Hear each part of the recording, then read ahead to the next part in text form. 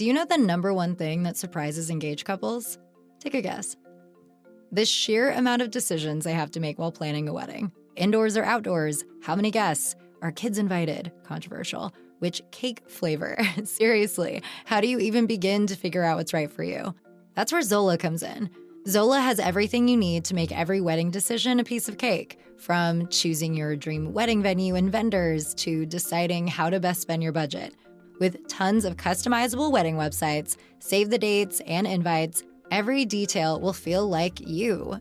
Zola will even help you choose the gifts, experiences, and cash funds you really want. The next thing you know, you've planned your whole wedding all in one place. From getting engaged to getting married, Zola has everything you need to plan your wedding in one place.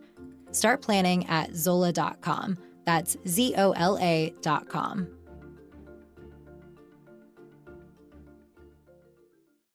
Anxiety. What is it? What are some signs? And why do we have so much anxiety? Stay with me. I'll be right back.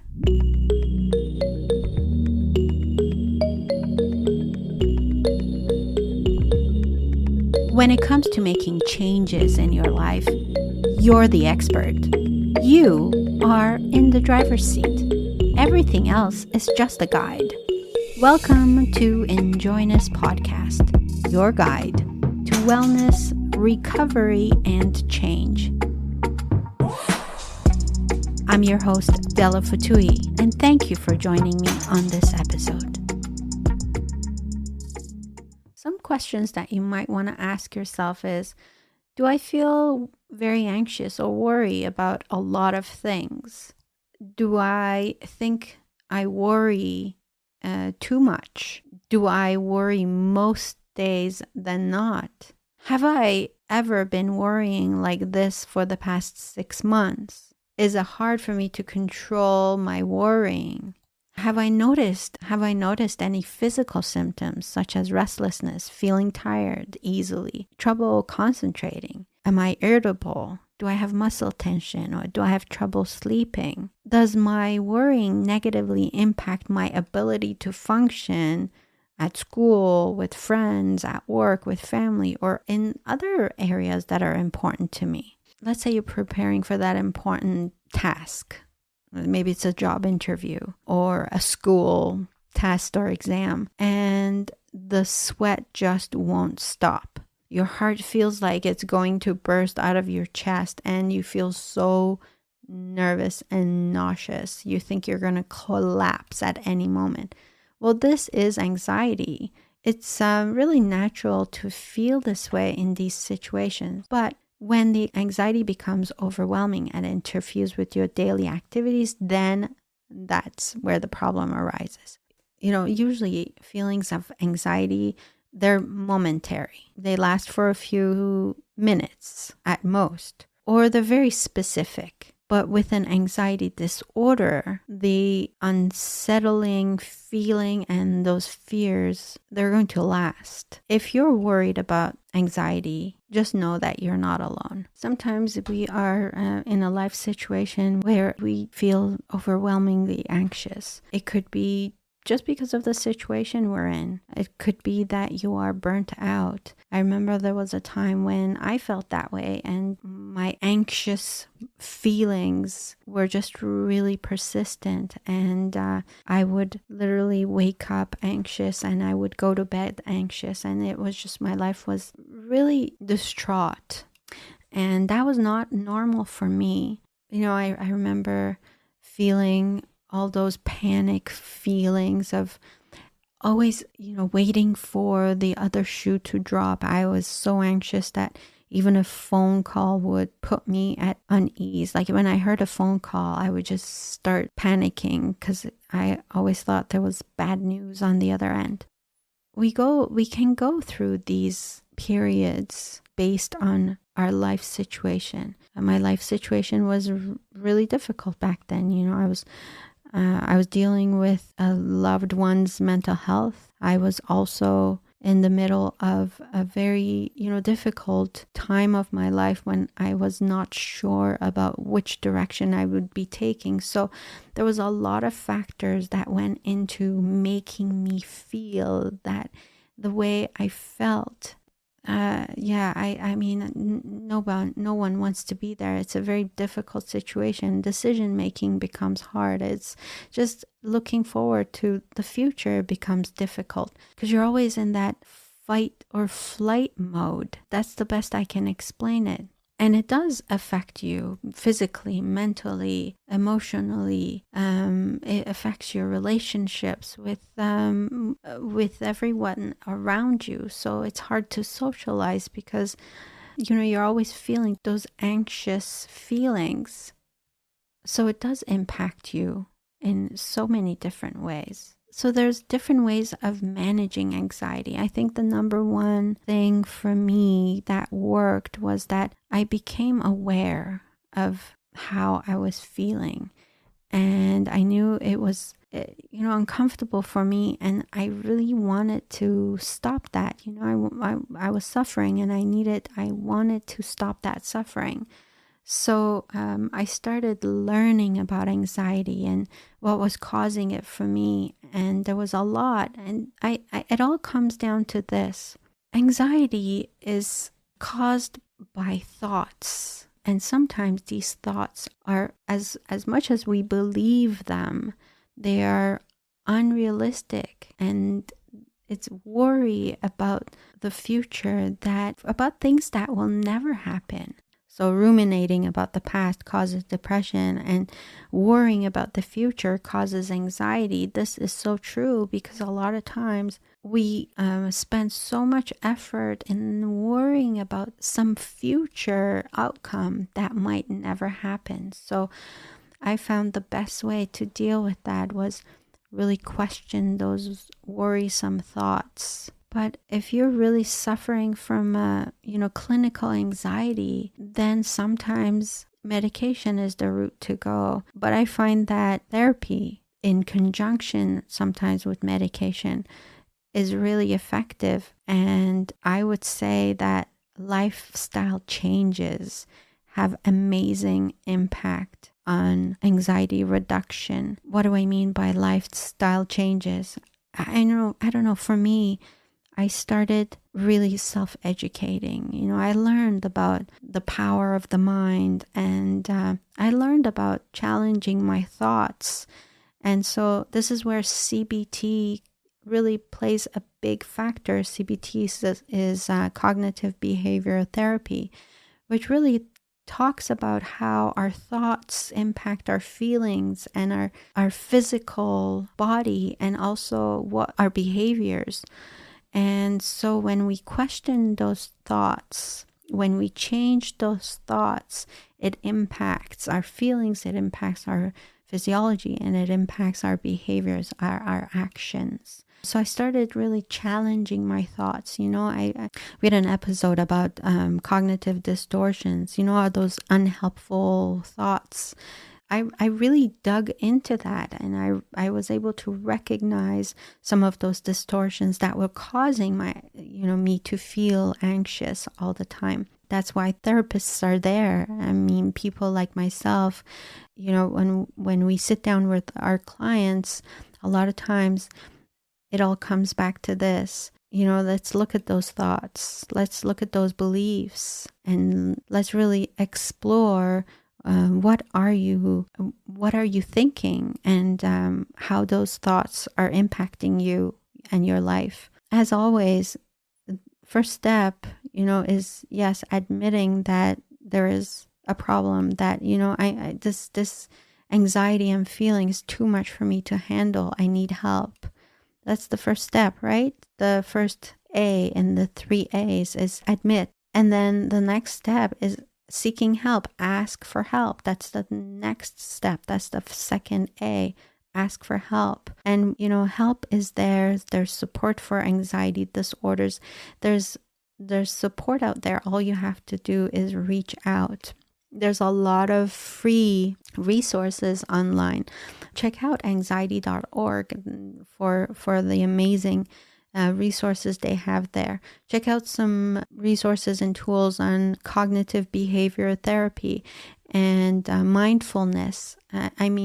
Right now we are getting research after research that mindfulness is so powerful in combating anxiousness and anxiety disorders.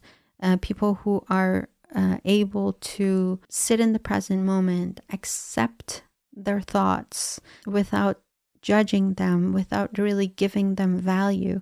If you've never explored mindfulness before, my guess is that might be some kind of a weird suggestion right now, but honestly, if you look into the evidence behind it, you will find facts that show you how being mindful, practicing mindfulness can help you alleviate anxiety. Think about the pandemic. Traumatic events can trigger anxiety. How many people do you know that were so anxious about getting contaminated, getting the virus, transmitting the virus?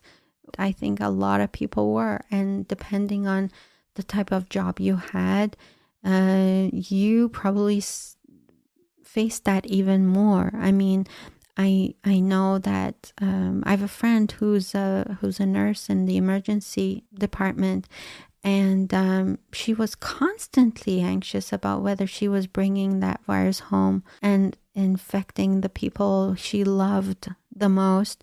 I remember the anxiety she went through wearing a mask and wearing a shield and working 8-hour shifts and just to deal with all of that stress and, the sick people who visited on a constant basis and sometimes losing some patients. I can just imagine the amount of anxiety she was going through. A lot of research has shown that people who have been abused, molested as a child, they suffer from anxiety disorders as adults. Genetics also play a factor, and anxiety disorders can run in families, and that might suggest a genetic component. It's important to note that anxiety triggers can be different for each person, and many people find they have multiple triggers. I think an important step is identifying your triggers and being aware of them. Self-awareness is always such an important step. And then trying to find the right help to figure out really how to alleviate those symptoms. And being realistic, in your expectation that it's not going to go away overnight. That I think having an overall expectation of, okay, if I can just reduce the overall frequency and intensity and duration of the anxiety, that's a really good goal, so that my life is not impaired, my functioning has not stopped. And then resolving that core conflict that is the source of anxiety. Where is my anxiety coming from? Is it from my thoughts? Is it from the rumination of the past trauma? Is it because of a phobia that I need to face and I need to be exposed to so that I can overcome that? Sometimes you may hear of exposure therapy, which is really it's an evidence-based intervention for alleviating anxiety in some cases, especially phobias. Okay, so I'll just tell you, I was afraid of mice. So even the thought of a tiny little mouse impacted me so much that I could just feel that anxiety in my body. I tensed up and I started sweating, and sometimes I couldn't sleep because I thought, what if there's a it makes me laugh right now, but what if there's a little mouse under the bed, or what if the mouse comes on top of my bed and walks all over my body? So I had this anxiety that was just really incapacitating me, because I can't tell you the number of times when I thought I saw a mouse. Once I got home from work. This was like really late at night. So I'm in my car. I drive into the garage and I'm just sitting in my car staring at this wall in front of me. And I could swear to you that I saw a mouse just hanging right there from a shovel that was, attached to a nail on the wall. And this mouse was hanging from the shovel handle, just almost like looking at me. And I was frozen in my car. I can't tell you how long I sat there before I finally said to myself, Dela, you need to get out of this car and you need to get inside the house. I don't know how I managed to gather up all my courage to get out of that car and ran into the house. This is how bad my anxiety was, that in terms of my fear of this tiny little animal. Anyways, I kind of forced myself into exposure therapy. I wasn't seeing a therapist then, but I belonged to this group of people, and we were supposed to, as a challenge, to face our phobias. And I decided that I was going to face my phobia and my long lifetime phobia. So one day I asked my son if he would go into a pet shop with me, and I asked the lady if she could grab one of the little mice from a cage, and if I could pet the mouse. Here she is, like reaching in this cage, like filled with mice, and she pulled one out, and I just like, I gonna touch the fur, and it was like, okay, this is not that bad. So anyways, I think I'm over that fear. I mean, I still find mice, a little bit uncomfortable to touch, or, I just look at them as like dirty animals, but dirty rodents. But I think they're cute, right? I think they're cute. So I don't panic anymore. But all that to say that anxiety was so high that I made up stories in my mind. I made up this big, huge story in my mind, and I sat in that garage for I don't know how long. I don't know if you have experiences like this, if you are afraid of something in particular, but if you look around you, you probably notice a lot of people with different anxieties. And so, to you, that might look like, oh, I don't understand this. This is not as big of a deal as they make it to be. But to them, it's huge. To them, it's debilitating, and it's very much real, because in our thoughts, we make it real. So I think that, if anything, I hope that you learned a few things from this podcast. My wish for you is to explore whatever motivated your curiosity. I hope that you were inspired to maybe dig a little bit deeper into whatever it is that's making you anxious. And sometimes it's not that big of a deal. It's not debilitating to your life, but sometimes it is.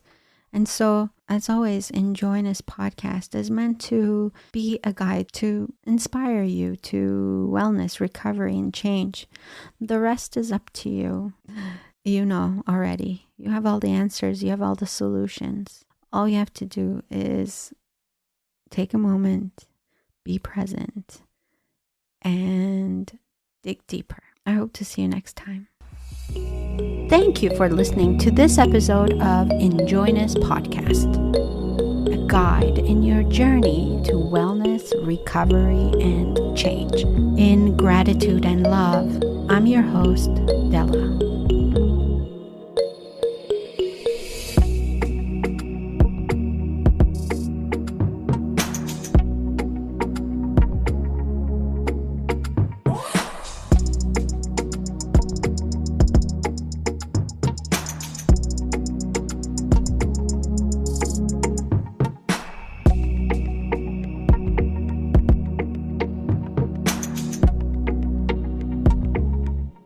is Ryan here, and I have a question for you. What do you do when you win?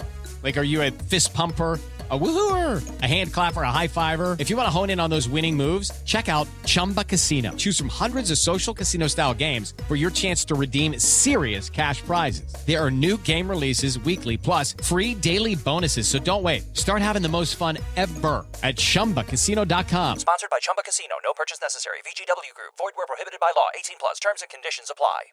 Most weight loss plans are one size fits all, not taking into account each person's individual needs.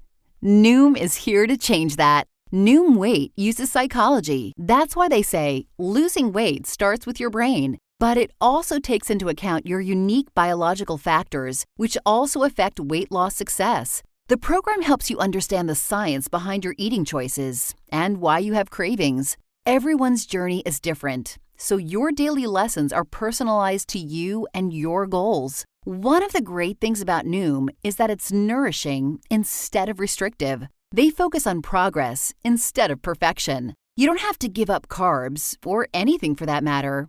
Have cravings? Food FOMO? Noom can help you lose weight while still enjoying your favorite foods. To date, Noom has helped more than 5.2 million people lose weight. Stay focused on what's important to you with Noom's psychology and biology-based approach. Sign up for your trial today at Noom.com. That's Noom.com.